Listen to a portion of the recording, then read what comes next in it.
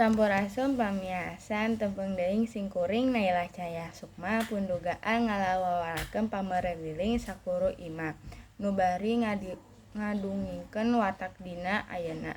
Dina acara Warta Sunda sejam kasengan watak utama dugaan ngalawawarakeun pamerliling sakuru imah.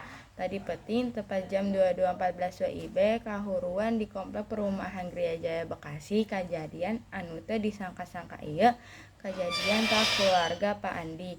Imahna diduru ku hayam jago berem anu ngabalarakeun kahuruan disangka alatna nu boga imah nepatkeun lilin dina luhureun lomari kain. Kabenerana anu ngabalarakeun kahurian disangka alatna nu boga imah nepatkeun lilin dina luhuran lobaran kain. Kabenaran nu boga imah musibah teu aya korban jiwa. Hal ieu sebab nahlikeun kajadian kahurian Pak Andi nuju tahlilan di imah tetanggana. Sementara eta pamajikanna oge teu di imah. Alatna nepatkeun balik ka imah. Sanaon henteu aya korban jiwa, kajian ieu tepat nyebabkeun kahurian teuring dugaan 800 juta. Pamiasan acara watak dina ayeuna singkuring Naila Cahaya Sukma hamputeun diri. Wassalamualaikum warahmatullahi wabarakatuh.